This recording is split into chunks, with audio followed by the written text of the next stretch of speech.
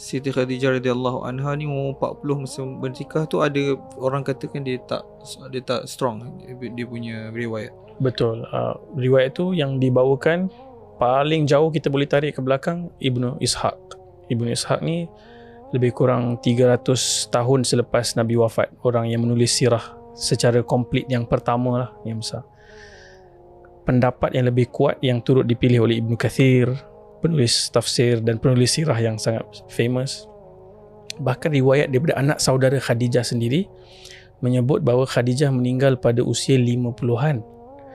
So kalau meninggal pada usia 50-an, kalau kita kira balik ke belakang daripada umurnya dan waktu berkahwin dengan Nabi, kita akan dapati sebenarnya Khadijah berusia lingkungan 28. Lebih kurang usia Nabi SAW. Betul, lebih kurang usia Nabi SAW.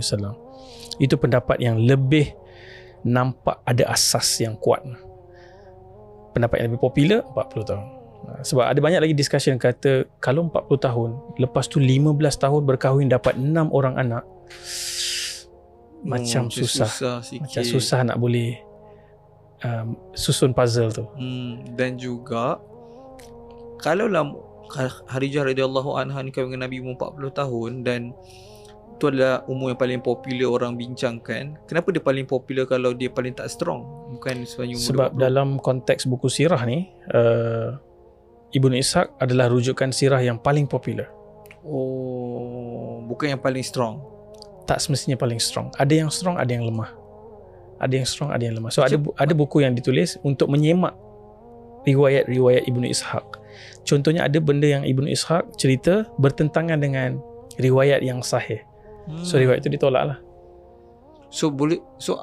Boleh pula macam boleh lah rupanya untuk orang yang pertama menulis kisah tu, iaitu kisah sirah yang komplit ni, tulis dalam keadaan banyak yang tak sahih, walhal dia orang pertama tulis. Macam mana kisah dia menulis tu? Bukan dia duduk dengan Nabi dan dia tulis. Dia mendengar daripada orang sekian.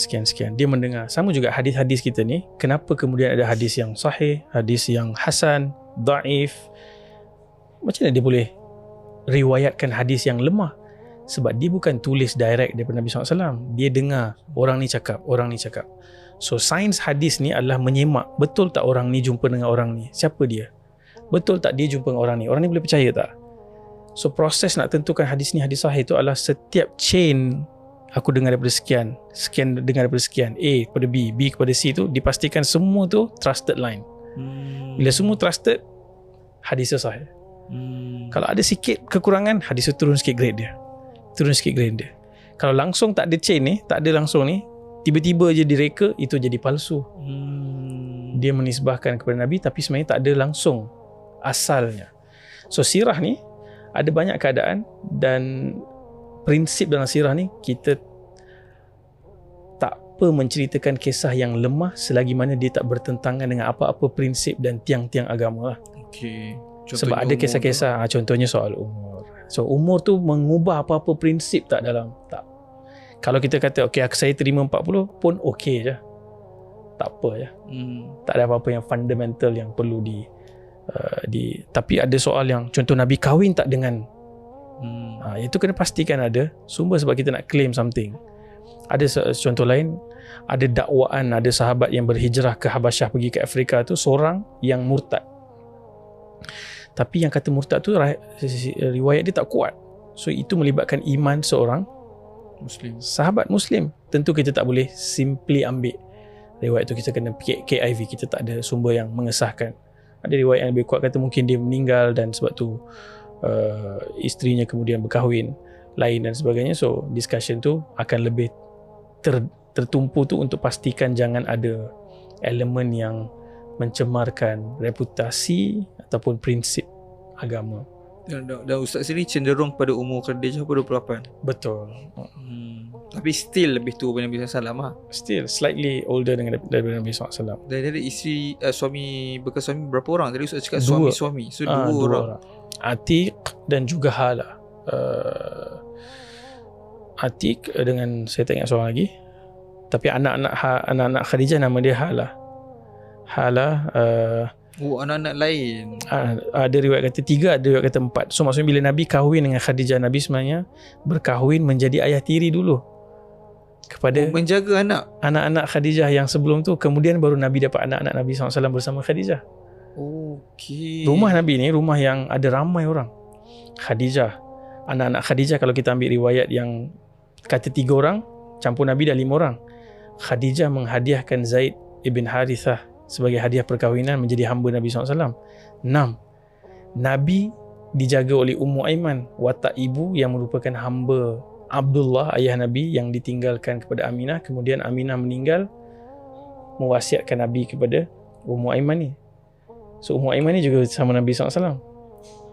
Nanti Ummu Aiman ni Khadijah yang akan sponsor wedding dia. Nanti suami dia meninggal, dia dapat anak nama Aiman, sebab tu dah beri Ummu Aiman. So dia dan Aiman anaknya pindah masuk rumah Nabi juga SAW. So rumah Nabi tu ada ramai orang. Rumah Nabi bersama Khadijah radhiyallahu Bersama Khadijah. Dan rumah tu sebenarnya baru je di-discover pada tahun 90-an daripada penggalian di kawasan pekarangan Masjidil Haram. Satu buku diterbitkan, tajuk dia The House of Khadijah. Archaeological finding menemukan rumah sebenar Khadijah bersama Nabi SAW tu. So rumah tu besar, ada banyak room, ada banyak bilik. So maksudnya zaman Nabi SAW pun orang tak cakap pasal rumah tu lagi?